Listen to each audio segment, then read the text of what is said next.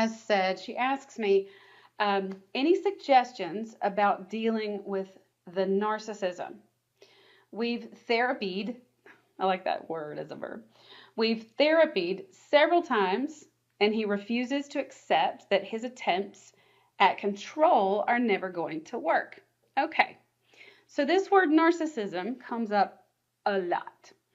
And I actually want to really clarify the difference in narcissism and the traits that show up in autism that look like narcissism, but aren't really narcissism, and how sometimes it can be both.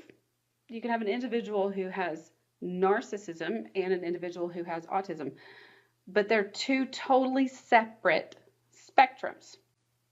Okay, and I actually have a course too, you guys, on how to tell the difference between narcissism and autism. That's one of the courses on my website, because this is a question that comes up all the time. So part of what we see in our partners that are autistic is this, what it can feel. It can feel like gaslighting, but it's not, which basically what that is when our reality is questioned and we're made to doubt what really happened, what was really said, and we're made to question what we know is true. And what's happening with a narcissist is a narcissist wants to control by using power, and narcissists lie and deceive intentionally in order to gain power and control over an individual. So a narcissist knows that they are deceiving you intentionally and purposefully in order to confuse you. And that is the way that a narcissist uses power to confuse, to keep you in a place of self-doubt. Now, the difference between that and someone with Asperger's or autism is that the memory of a conversation or an incident or an event is stored completely differently. We talk about this in our stages of communication. So what happens is when we're not attending to a conversation the same, and when we speak different languages, which we do in our neurodiverse relationships, we use language differently. So we actually use the words, the phrases, the terminology sometimes has different meanings to those of us who are neurotypical and those of us who are autistic. I did a video once about how I moved to Ireland about almost 20 years ago, actually 20 years ago. And they speak English there. And some of you are in the UK. And I really almost embarrassed myself a few times because the colloquialisms were different. We used English, but it was different English. And it's very similar in our autism and our neurodiverse relationships. We don't actually use language and phrases and terminology, especially terminology that's related to intent, emotion, purpose. We don't use it the same. And so if we're not using that language the same and we're misunderstanding what we're saying, if I'm having one understanding of our conversation and my partner is having another understanding of a conversation, then we're walking away from that conversation with totally separate meanings of what was actually said, what we agreed upon, what the intention of the conversation was. So that is then remembered. This is the meaning is the stage 3 of communication, the meaning we take from our conversations. And stage 4 is how we recall it and how we remember it. And we're going to have totally different memories. We're going to remember things very differently when we take away different meanings. And so when I'm in a relationship with you and you have autism and I walk away thinking this is what we've agreed upon, and then you tell me we didn't agree on that. That was never said. I feel like you're lying to me, and I feel like you're trying to control me. And then the other piece of that is most of us who are in relationships with someone with autism have trauma backgrounds where we've been in abusive relationships in the past. Sometimes our parents, we come from a childhood where there was abuse. So we're constantly, it's on our radar to expect deceit and to expect to be deceived.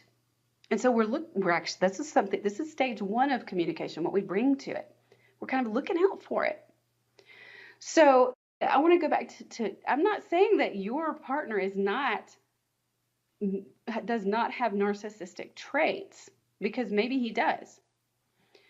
What's important, though, is that we really understand that there is a difference, and it has to do with intentionality and the intent to deceive for the purpose of power and control is key.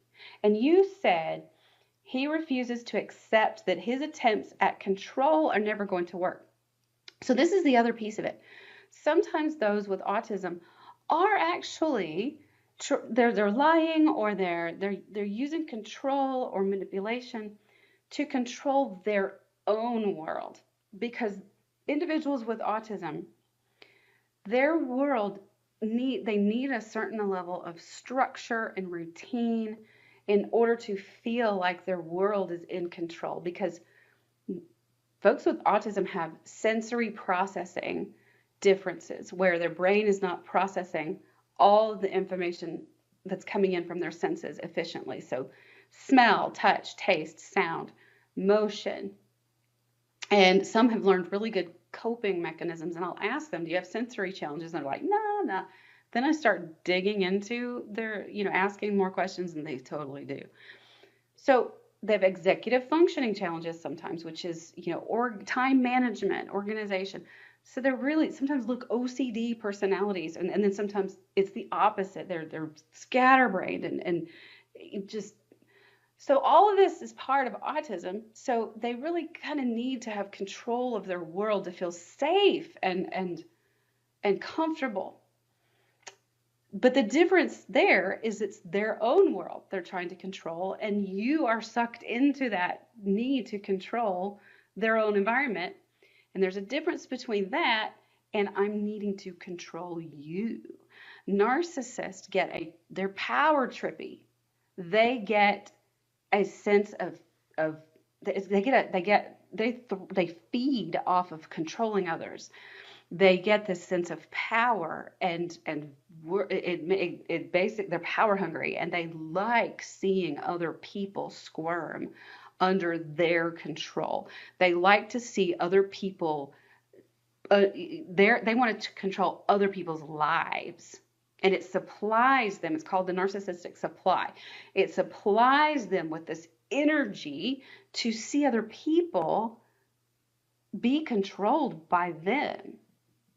Totally different type of control than what someone with Asperger's needs. Someone with autism, Asperger's, you guys know I use the same term, needs to control their own world. And everybody else who's in it gets sucked into that vortex of control, but it's because they need their own environment to feel safe.